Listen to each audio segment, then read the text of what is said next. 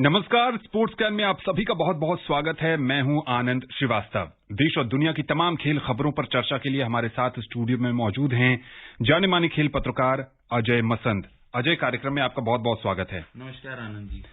Hockey, cricket, badminton, athletics के साथ साथ और भी ढेर सारी खेल खबरें हैं, लेकिन सबसे पहले स्पोर्ट्स हेडलाइंस। जूनियर विश्व कप हॉकी के सेमीफाइनल में कल भारत का सामना जर्मनी से। भारत और न्यूजीलैंड के बीच मुंबई में कल से शुरू होगा दूसरा cricket test match. Badminton world tour finals में पीवी सिंधु ने दर्ज की लगातार दूसरी जीत और विश्व एथलेटिक्स ने पूर्व ओलंपियन अंजू बॉबी जॉर्ज को दिया women of the year award.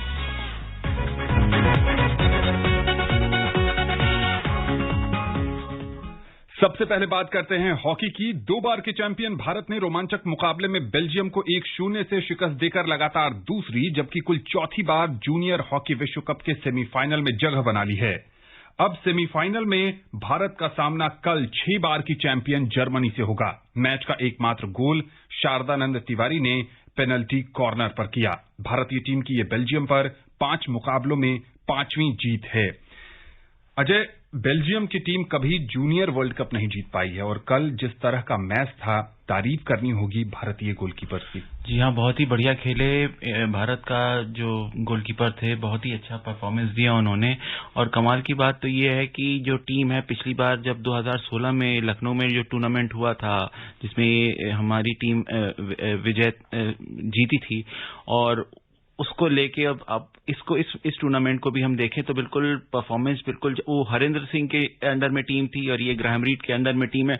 लेकिन ऑल्दो ग्राहम रीड का अटेंशन बहुत डिवाइडेड है, सीनियर टीम के साथ भी हैं और वो जूनियर टीम के साथ भी हैं, लेकिन जिस हिसाब से उन्होंने इस टीम को बनाया है with in very short span of time, क्योंकि ओलंपिक्स में भी लेके गए थे सीनियर टीम को जहां पे इंडिया ने ब्रॉन्ज मेडल जीता था। और कमाल की बात एक और है, जो टीम का जो कैप्टन है विवेक सागर प्रसाद, वो सीनियर टीम में भी थे और जो ब्रॉन्ज मेडल लेके आई। तो कहीं ना कहीं मैं ये भी कहूंगा इस टीम के परफॉर्मेंस को लेके कि जो सीनियर टीम के प्लेयर्स जो जूनियर्स में खेल रहे हैं, जो अभी मतलब अंडर 21 होता है ये जूनियर का टूर्नामेंट, उसमें खेलने उससे एक तो बहुत एक्सपीरियंस मिलता है और दूसरी बात यह है कि जो भुवनेश्वर में और बेंगलुरु में जो जूनियर और सीनियर्स की जो कैंप एक साथ लगे होते हैं, तो उसके और इस टूर्नामेंट से पहले भी उन्होंने काफी सारे जो है प्रैक्टिस गेम्स खेले सीनियर्स के साथ, जिसके चलते बहुत ही जूनियर टीम को फायदा मिला। और आप PR श्रीजेश भी थे, साथ में मनप्रीत सिंह जो इंडिया टीम के सीनियर टीम के कैप्टन भी हैं, उन्होंने भी ये कहा था कि इनका जो परफॉर्मेंस है ये definitely will take them into the finals और हम आशा कर सकते हैं कि इंडिया की जो टीम है वो गोल्ड दोबारा से रिटेन करे। डिफेंसिव दोनों ही अप्रोच बहुत ही कमाल देखने को मिला, लेकिन कल जो मैच है जर्मनी के साथ, क्वार्टर फाइनल में जर्मनी ने स्पेन को कांटे के मुकाबले में पेनल्टी शूटआउट में हराया था। किसका पलड़ा भारी देखते हैं? देखिए, मुझे जर्मनी का पलड़ा डेफिनेटली भारी लगता है, लेकिन साथ में एक्सपीरियंस वाइज मुझे लगता है कि इंडिया भी अच्छा परफॉर्म करेगी। फॉर द सिंपल रीजन, मैंने जैसे बात की कि सीनियर टीम के प्लेयर्स भी काफी सारे इंडिया टीम में हैं। हैविंग सेड दैट, जर्मनी के कोच ने टूर्नामेंट स्टार्ट होने से पहले एक चीज बहुत साफ की थी कि उन्होंने, बिकॉज ये जो टीम से बहुत टेक्निकल होती हैं, ये हर चीज टेक्निकलिटी से आगे बढ़ती हैं, और उन्होंने कहा हमने बहुत ज्यादा वीडियो एनालिसिस किसी भी टीम की नहीं कर पाए हैं बिकॉज ऑफ कोविड, क्योंकि कोई टीम खेली नहीं है। तो every team is an new entity for them. उनको फील्ड में नहीं देखा है और पहली बार इंडिया के साथ खेलेंगे यहाँ टूर्नामेंट में। उन्होंने कितने वीडियोस देखे हैं इंडिया के, क्या है, तो इंडिया भी नहीं जानती जर्मनी कैसा खेलेगी और जर्मनी भी नहीं जानती कि इंडिया ने कितना कैसे खेलती है, उनके प्लेयर्स के साथ कभी खेला नहीं है। हैविंग सेड दैट, इंडिया का एक्सपीरियंस डेफिनेटली काउंट करेगा। कलिंगा स्टेडियम है, इंडिया का ग्राउंड है, वो सब चीजें बहुत सारी एक मायने रखेंगी जब इंडिया जर्मनी के साथ खेलेगी। और मुझे लगता है कि इस मामले में ऑल्दो टेक्निकली वो ज्यादा सुपीरियर होगी जर्मनी, लेकिन इंडिया का home ground will play a big role in deciding who the winner, who enters the final. भारतीय टीम 1997, 2001, 2005 और 2016 में अंतिम 4 में पहुंच चुकी है। अगर आप इस मैच से जुड़ना चाहते हैं तो आकाशवाणी के साथ आप जुड़ सकते हैं। आकाशवाणी के FM रेनबो और अतिरिक्त मीटरों पर इस मुकाबले का आंखों देखा हाल प्रसारित किया जाएगा। कल ही एक अन्य सेमीफाइनल में अर्जेंटीना और फ्रांस आमने सामने होंगे। केंद्र सरकार ने पिछले 5 वर्षों में पुरुष हॉकी टीम पर 65 करोड़ रुपए से ज्यादा खर्च किए हैं। राज्यसभा में एक प्रश्न के लिखित जवाब में युवा मामलों और खेल मंत्री अनुराग ठाकुर ने बताया कि इनमें से 45 करोड़ 5 लाख रुपए सीनियर टीम पर और 22 करोड़ 23 लाख रुपए जूनियर टीम की कोचिंग, घरेलू और विदेशी प्रतियोगिताओं, प्रशिक्षकों के वेतन और खेल सामग्री पर खर्च किए गए हैं। श्री ठाकुर ने कहा कि खेलो इंडिया के तहत लगभग 104 करोड़ रुपए हॉकी से जुड़ी 20 परियोजनाओं के लिए स्वीकृत किए गए हैं। अब बात करते हैं क्रिकेट की। भारत और न्यूजीलैंड के बीच कल से दूसरा टेस्ट मैच शुरू हो रहा है। रिपोर्ट के साथ हैं नीलम मलकानिया। मुंबई के ऐतिहासिक वानखेड़े स्टेडियम में कल से भारत और न्यूजीलैंड के बीच 2 मैचों की टेस्ट सीरीज का आखिरी मुकाबला खेला जाएगा। कानपुर में खेला गया पहला टेस्ट बिना किसी नतीजे के ड्रॉ पर समाप्त हुआ था। ऐसे में जो भी टीम मुंबई टेस्ट जीतने में कामयाब होगी वो सीरीज पर भी अपना कब्जा जमा लेगी। दूसरे मुकाबले में टीम इंडिया में कप्तान विराट कोहली की भी वापसी होने जा रही है, जिससे प्लेइंग 11 में कौन खेलेगा और कौन नहीं, ये टीम मैनेजमेंट के लिए बड़ा सरदर्द होने वाला है। कप्तान विराट कोहली और हेड कोच राहुल द्रविड़ की जोड़ी का भी ये पहला मुकाबला होगा।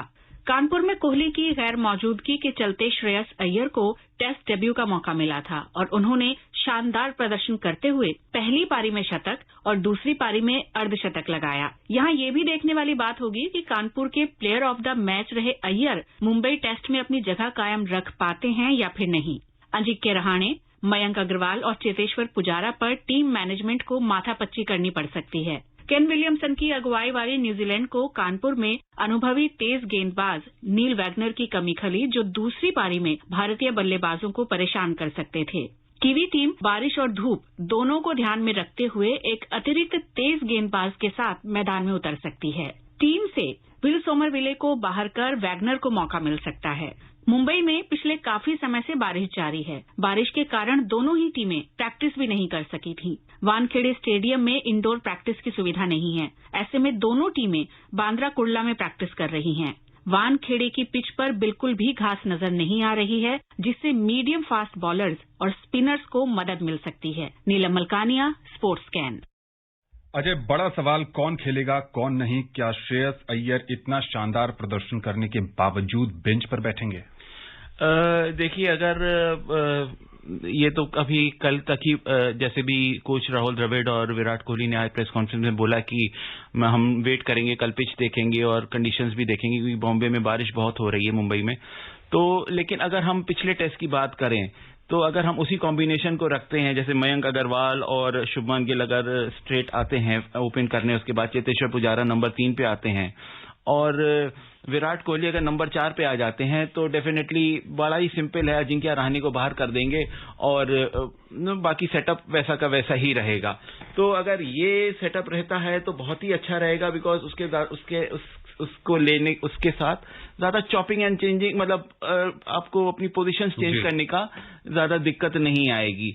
लेकिन अगर हाँ सेलेक्टर्स ये कहते हैं कि अजिंक्य रहाणे को भी रिटेन करना है और विराट कोहली भी आ रहे हैं और साथ में चेतेश्वर पुजारा को भी रिटेन करना है, तो डेफिनेटली श्रेयस अय्यर के ऊपर फिर से उन्होंने सेंचुरी मारी, नेक्स्ट इनिंग्स में उन्होंने 50 मारे, डेब्यू में उन्होंने एक बड़ा ही कीर्तिमान स्थापित किया, तो वो ड्रॉप कर सकते हैं। लेकिन बड़ा गलत होगा अगर हम लोग श्रेयस अय्यर को ड्रॉप करते हैं, इंडिया ड्रॉप करती है, बिकॉज परफॉर्मेंस बेस होना चाहिए। आपके अजिंक्य रहाणे का परफॉर्मेंस बहुत ही खराब चल रहा है ऑफ लेट, 35 और 4 रन मारे। चेतेश्वर पुजारा ने भी जो है मेरे ख्याल से 22 और 26 रन मारे थे उन्होंने। लेकिन अगर हम उस मापदंड को देखें तो मयंक अग्रवाल ने भी क्या गलती की है, उनके भी तो खैर ठीक है 30 रन उन्होंने टोटल मारे दोनों इनिंग्स को लेके। तो और राहुल द्रविड़ ने ये भी कहा है कि जो हम लोग जो हैं we should give an extended run to, इतना जल्दी से चॉप एंड चेंज नहीं करना चाहिए। मयंक अग्रवाल को एक मैच खिला के फिर दूसरे में ड्रॉप कर दो, उससे एक मोराल भी डाउन होता है। तो अगर मैं तो यही कहूंगा कि मयंक अग्रवाल के साथ जो है चलना चाहिए, शुभमन गिल को ओपन करना चाहिए साथ में, उसके बाद चेतेश्वर पुजारा हैं, Virat Kohli comes in place of Ajinkya Rahane, Shreyas Iyer, Wriddhiman Saha या केएस भरत, जो भी अगर वृद्धिमान साहा जो है फिट नहीं है तो केएस भरत उनकी जगह पे जो है विकेट कीपिंग करें, रविंद्र जडेजा, अक्षर पटेल, रविचंद्रन अश्विन। बॉलर में अगर देखें तो ईशांत शर्मा और मोहम्मद सिराज के बारे में काफी सारी चर्चा चल रही कि ईशांत शर्मा पहले टेस्ट में एक भी विकेट नहीं उठा पाए थे। फर्स्ट इनिंग्स में भी 0, सेकेंड इनिंग्स में भी एक भी विकेट नहीं मिला। और मोहम्मद सिराज को अगर आप देखें तो उनका परफॉर्मेंस काफी अच्छा है। 9 टेस्ट में उन्होंने आज तक तकरीबन 30 विकेट लिए हैं 9 टेस्ट मैचेस में। तो let's give him a chance. And Ishant Sharma वैसे भी एक मैच खेल चुके हैं और एज भी is not on his side, तो मोहम्मद सिराज को लाके हो सकता है उनको भी टेस्ट कर ले ahead of the south Africa series, अगर वो होती है, बिकॉज साउथ अफ्रीका सीरीज पे भी एक सवालिया निशान उठ रहा है बिकॉज ऑफ कोविड। तो देखना दिलचस्प होगा कि भारतीय टीम मैनेजमेंट क्या फैसले लेता है, कौन खिलाड़ी प्लेइंग 11 में जगह बनाते हैं और किसे बाहर बैठना पड़ेगा। कल स्पोर्ट्स स्कैन के माध्यम से इन तमाम बातों पर और खेल के पहले दिन का हाल हम आपको जरूर बताएंगे। श्रीलंका और वेस्टइंडीज के बीच दूसरा टेस्ट मैच गॉल में खेला जा रहा है। चौथे दिन की खेल की समाप्ति के बाद श्रीलंका ने अपनी दूसरी पारी में 8 विकेट पर 328 रन बना लिए थे। इस तरह श्रीलंका की टीम 279 रन आगे हो गई है। दिन के खेल का मुख्य आकर्षण धनंजय डी सिल्वा की बल्लेबाजी रही। वो 153 रन बनाकर अब भी बल्लेबाजी कर रहे हैं। वेस्टइंडीज ने पहली पारी में 253 रन बनाए थे, जबकि श्रीलंका ने 204 रन का स्कोर खड़ा किया था। अगर बात करें भारत ए और दक्षिण अफ्रीका ए के बीच खेले जा रहे दूसरे अनधिकृत टेस्ट मैच की, तो वहां जो ताजा हाल है वो ये है कि दक्षिण अफ्रीका ए की टीम ने ताजा समाचार मिलने तक 5 विकेट पर 116 रन बना लिए थे। इससे पहले भारत ए की पहली पारी 276 रन पर समाप्त हुई। हनुमा विहारी ने अर्धशतक लगाया। इसके साथ साथ सरफराज खान ने अपनी बल्लेबाजी से बेहद प्रभावित किया। उन्होंने नाबाद 71 रन की पारी खेली। ऑस्ट्रेलिया की टेस्ट टीम में टिम पेन की जगह एलेक्स कैरी को विकेटकीपर बल्लेबाज के तौर पर शामिल किया गया है। एशेज की शुरुआत 8 दिसंबर से होनी है और उससे पहले टिम पेन के रिप्लेसमेंट के तौर पर कैरी के नाम की घोषणा कर दी गई है। एलेक्स कैरी ऑस्ट्रेलियाई टीम के 461वें टेस्ट क्रिकेटर होंगे। टिम पेन की एक विदाई जो हुई वो काफी विवादास्पद हुई। पुराना मामला सामने आया, उन्होंने कप्तानी छोड़ी, फिर वो ब्रेक पर चले गए। अब कैरी को शामिल किया जा रहा है। जॉश इंग्लिश और मैथ्यू वेड भी इस रेस में थे। जी हाँ, मैथ्यू वेड पहले जरूर थे, लेकिन जब क्रिकेट ऑस्ट्रेलिया की सिलेक्शन कमेटी ने डिसीजन लिया तो it came down to just 2 people, Josh Inglis because he is young, 26 years के हैं, और एलेक्स कैरी 30 इयर्स के हैं।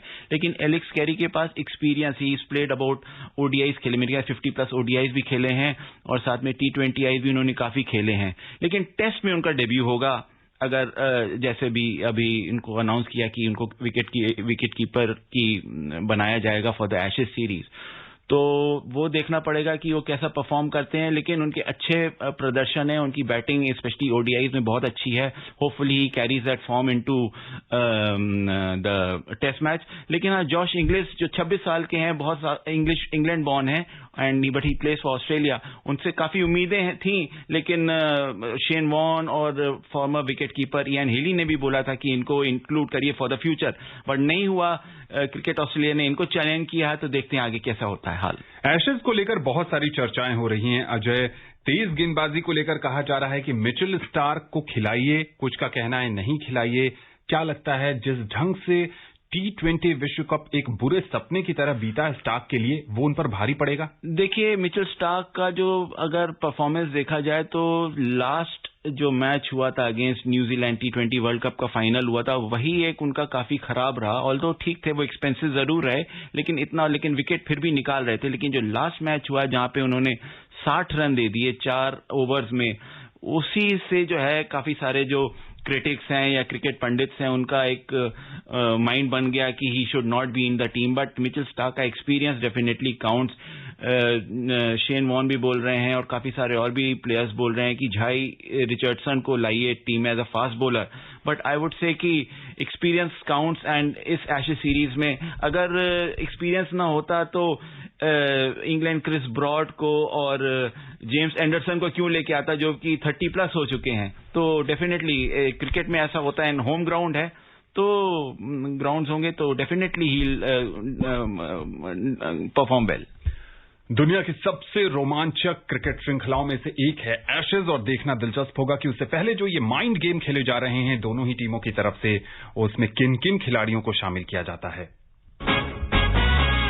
बैडमिंटन वर्ल्ड टूर फाइनल्स के महिला सिंगल्स में पीवी सिंधु ने ग्रुप ए के अपने दूसरे मैच में जर्मनी की युवोन ली को 21-10, 21-13 से पराजित किया। सिंधु की ये लगातार दूसरी जीत है। पुरुष सिंगल्स में थाईलैंड के कुनलावत विदित सरन ने किदाम्बी श्रीकांत को 21-18, 21-7 से हराया। 2 मैचों में श्रीकांत की यह पहली हार है। लक्ष्य सेन भी अपना दूसरा मुकाबला हार गए। डेनमार्क के शीर्ष वरीयता प्राप्त विक्टर एक्सेल्सन ने लक्ष्य को 21-15, 21-14 से मात दी। पुरुष डबल्स में सात्विक साईराज रंकीरेड्डी और चिराग शेट्टी की जोड़ी फिटनेस की परेशानियों के कारण टूर्नामेंट से बाहर हो गई है। महिला डबल्स में अश्विनी पोनप्पा और एन सिक्की रेड्डी की जोड़ी को लगातार दूसरे मैच में हार का सामना करना पड़ा है। सिंधु ने उम्मीद बरकरार रखी है। जी हाँ, सिंधु का परफॉर्मेंस अच्छा रहा, ऑल्दो चिराग शेट्टी और सात्विक दोनों की जोड़ी बाहर हो गई। सात्विक को मेरे ख्याल से नी में इंजरी हुई थी।